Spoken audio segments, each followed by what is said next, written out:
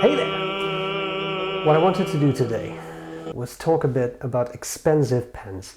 And I'll tell you right now, I'll show you a couple, but I'm not going to do any writing samples. And I know that people really want to see writing samples, but the point of this video to me is not to show how these pens write, but to talk more about the concept of an expensive pen, what makes them expensive, and how I enjoy them. And the reason I want to do that is that I recently recorded a video called on devaluating inexpensive pens, and that was brought up by a viewer, and I'm not going to repeat that whole video here, but to me, in a nutshell, it comes down to, at some point when people start to use more expensive pens, sometimes they start to devalue inexpensive pens, start to look down on them, and I don't think that is justified. I think we see some really cool, very affordable pens coming out right now that people should not look down upon. However,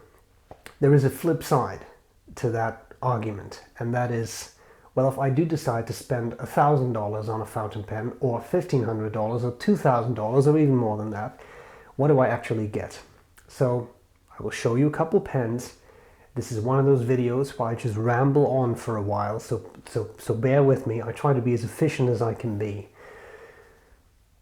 One thing I have noticed is that quite often I get messages, comments, emails from people who say, okay, so I have used steel nib entry-level pens for a while. I've saved up. Now I bought my first expensive pen. It has a solid 14-karat gold nib, and I'm highly disappointed. I thought this would be some sort of mind-blowing experience, and it simply wasn't. I sympathize with that. You have to take into account that at the end of the day, a nib is a nib. There are better nibs, there are worse nibs, but at the end of the day, it's the same kind of material that touches the paper. And gold nibs can have a specific feel to them, but some are softer, some are more rigid. It's very difficult to say, well, all gold nibs are fantastic. I've used gold nibs that were terrible. I've used gold nibs that were great. And likewise, I've used steel nibs that were terrible and steel nibs that were great. So you have to have a certain level of realistic expectation when you get into more expensive pens. And the first thing I will point out right here is you're buying luxury. Just like you can do with clothes, cars, cigars, it doesn't matter. There are always different levels of things. You can buy a $5 flashlight, or you can buy a $150 flashlight, and both will light up the room. They just do so in a slightly different way. And the fit and finish of a very expensive product should be different from the fit and finish of a very inexpensive product. And that, I think, is where fountain pens get very interesting.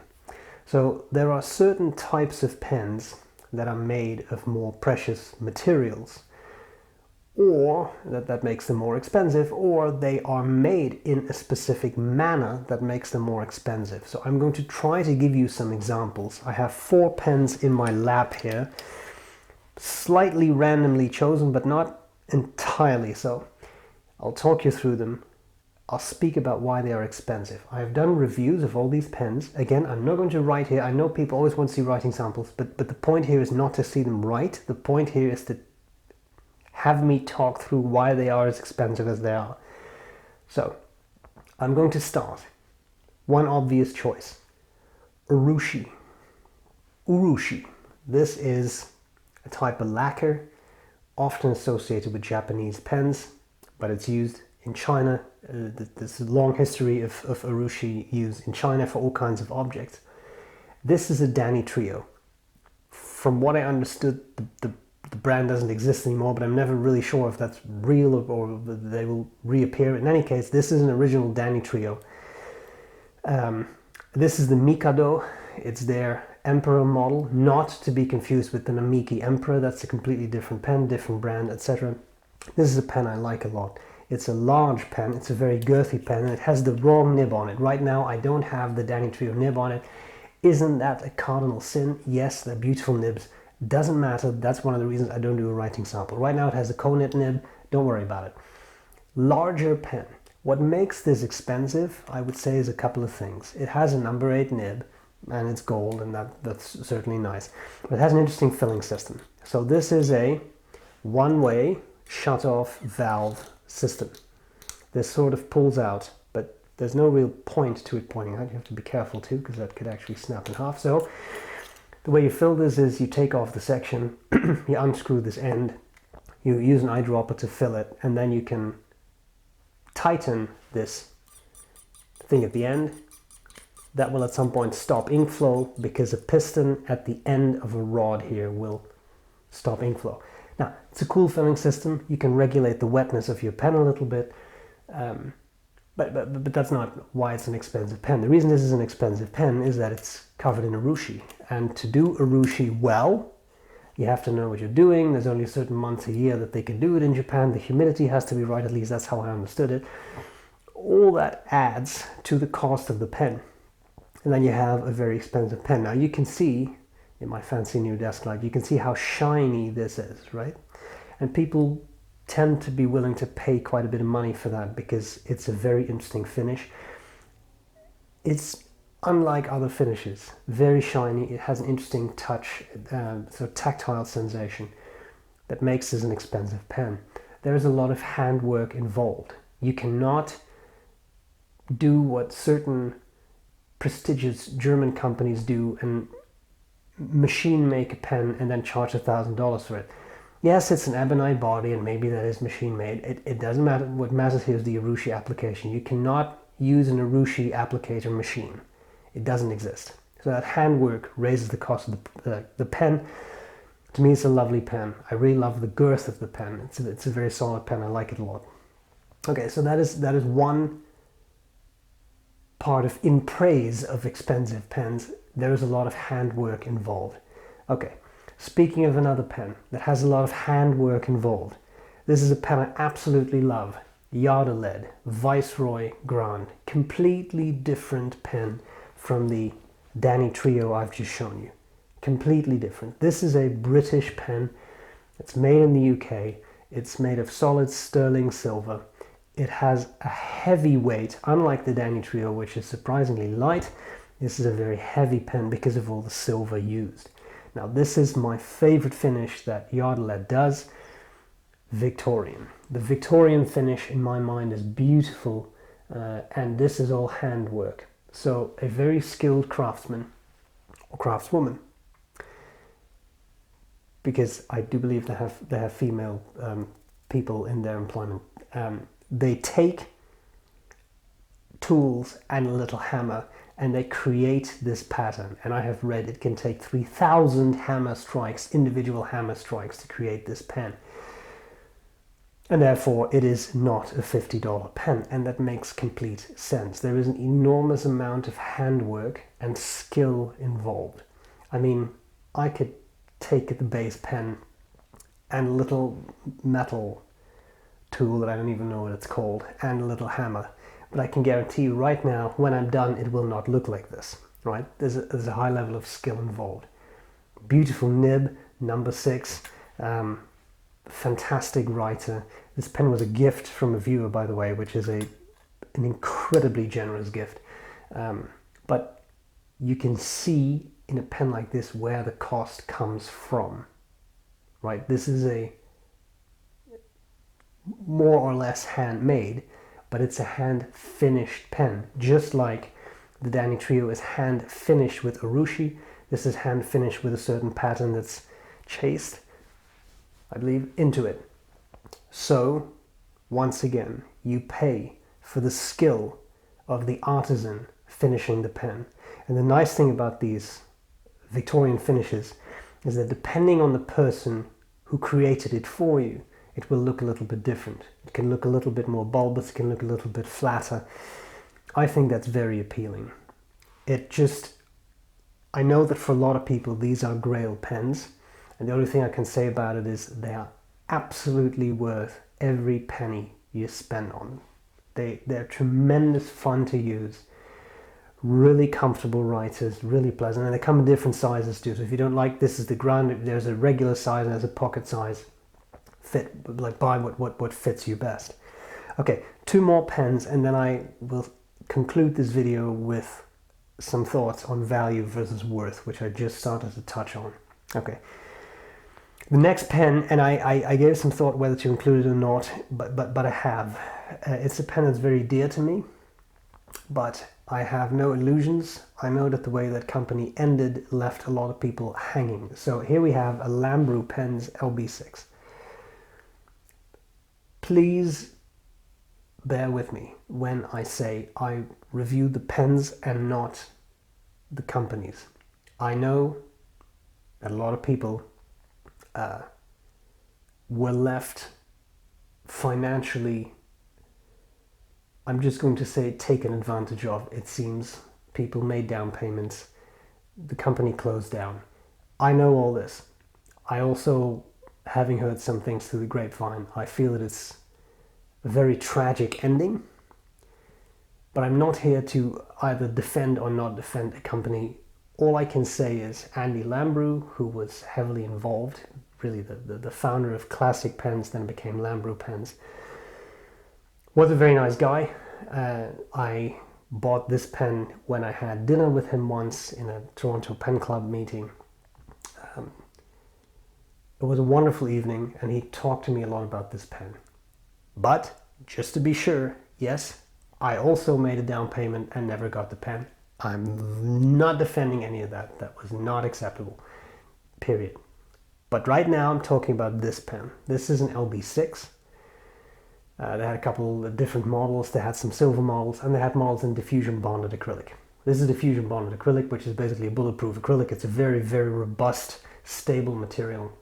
I absolutely love the red. It's hard to capture on camera, but anyone I've ever given this pen says, wow, that's a very intense popping red.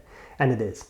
Now, what makes this pen expensive? This is the most expensive pen of the 4 I'm showing you. These were very, very, very costly. But they're basically handmade. Now, the first debate that now arises is, what do you mean handmade? Because it was made by Paul Rossi. Paul Rossi was a silversmith who worked in California. He was a master craftsman. If you ever want to have really good discussions about Paul Rossi, seek out my friends, Sarge Minhas or John from St. John's Pens. Fantastic guys. See them at a pen show, talk to them, just say Paul Rossi, and then for the next hour you're good, you don't have to say anything. Master craftsman. Now, what made this special is I do believe he used the lathe, so handmade, like, I mean, it's not like he took a block of, like a slab of acrylic and he hand chiseled the pen out, but he did certain things that are very interesting. He made the clip. It's a cool clip. It's the best clip, some of the best clips. People tell me it's the best clip in the world. All people tell me it's the best. Okay, so I think it's a really nice clip. Silver, he worked in silver, he really loved silver. He made the center band. But what made it really special, and I cannot reproduce the full technical details of that discussion I had with Andy Lambrew during that dinner, but here's how I approximately understood it. These pens came in round versions and faceted versions. And the faceted versions were more expensive. Now, it's hard to show, but you might be able to tell from the way the light capture is captured here that there are facets right on the barrel and on the cap. Now, the way Andy explained it to me was that for the barrel, there is a slight taper down. And that means you run into trouble when you make facets because they have to be broader on one end, narrower on the other end. There was a story, something along those lines. And the way he explained it to me, he said there actually only is a handful of people in the world who can properly make facets in that way by hand without computer-aided machinery and still make a pen look proportionate and make it look good. For a lot of people, when they try that, it starts to look quite bad and you can tell something is off in the proportions. You cannot tell anything is off in these proportions because Paul Rossi was #legend and knew exactly what he was doing. He was very, very good. He passed away, unfortunately. But that is one of the things that made this pen very, very expensive. The amount of handwork involved in that. So That's another reason something can be very expensive. The final pen I want to show you, it's not that it's extremely expensive, although they can be, depends a bit on how lucky you are. Finding one, I was quite lucky. Here we have a Delta, Roma Imperiale. This is the original Delta, not the rebooted Delta. And the Roma Imperiale is a large pen. These are 4 large pens I've shown you. This is a large pen. They initially came in ebonite. And then Airline International in Texas, I want to say, they commissioned 2 of these pens as limited editions for them. One was a translucent yellow, and this is called the demo because it's completely clear. And these were very, very limited. There's only 25 of each. I'm just looking at this one. This is 18 out of 25.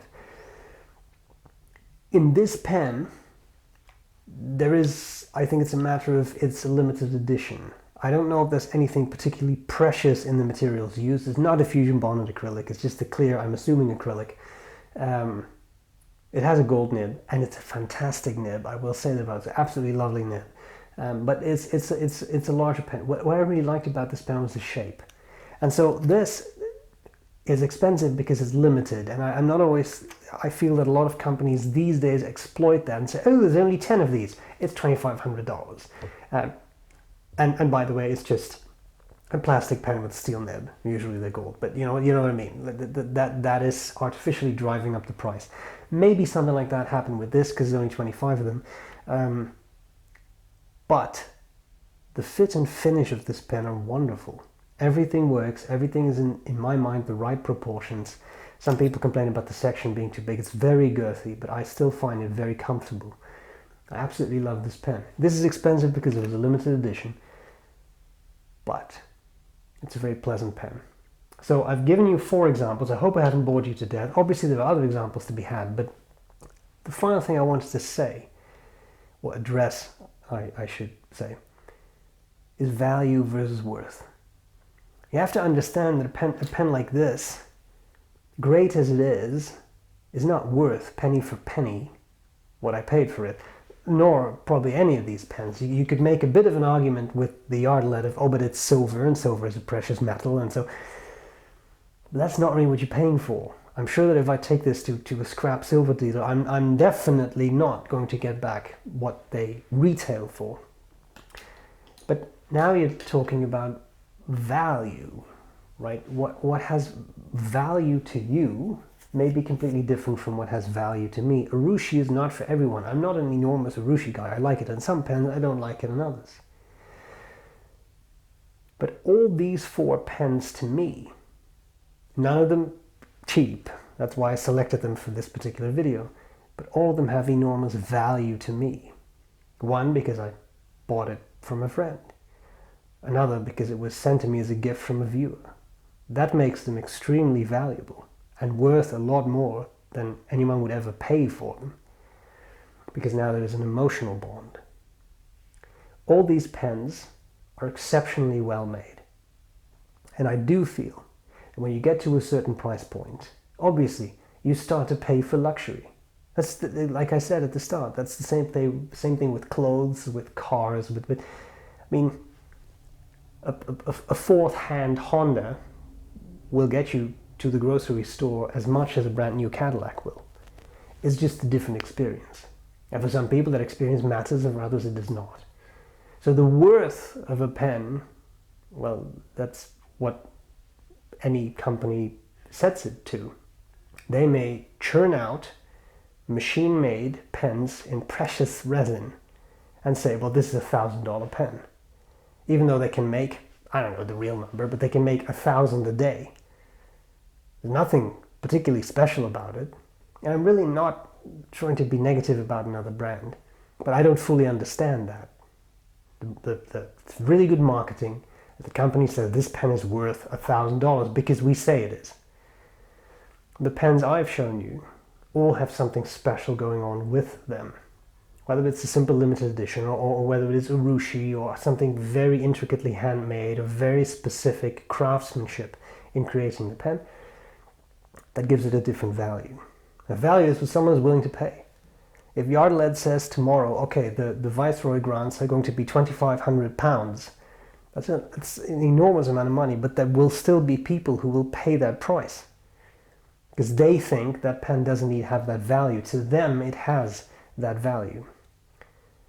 It may not be worth it in raw materials and all that kind of stuff. And this is absolutely not a dig at Yardley. I'm just using that as an example. I'm profoundly in love with this pen. So I would always ask myself that too. What may have a certain value to you may not have that value to another person, and that's okay. It's what makes us interesting. The different people like different things, and that's perfectly fine. So anyway, I will conclude by saying all these pens give me an enormous amount of joy. When I use them, each and every single one of them, every time I'm blown away again by how lovely they are, how wonderful they write, how great the eye for detail is in all of these pens, how beautiful they are. And that's what matters most. Some people may look at this and say, it's too shiny, I don't like it. Or they may look at whatever, they may look at this and say, I don't like that, red's hideous. Okay, it's fine, I don't care. But when I use them, I have selected them for me. They add something. And sometimes you don't get that in a $20 pen. But sometimes you do. And that's okay too. And that's what I meant in that video on devaluing inexpensive pens. I use some pens that are wonderful and that are not expensive at all. But if you, at some point, you've saved up and you can buy that expensive pen, have realistic expectations, but you may find yourself really, really enjoying it. And now the smart ass will say, is that not just cognitive dissonance reduction? Probably. Probably to a large extent. But that's okay. You selected it, you use it, you have fun with it. And don't let anyone take that joy away.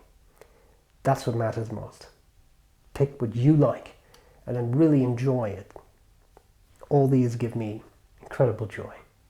So there we have it. I wasted enough of your time. I hope that was useful.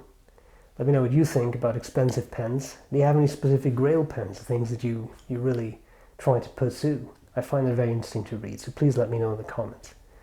And thank you so much for watching this lengthy, rambling monologue. I hope I haven't bored you to death, and I'm glad to see you later. Bye.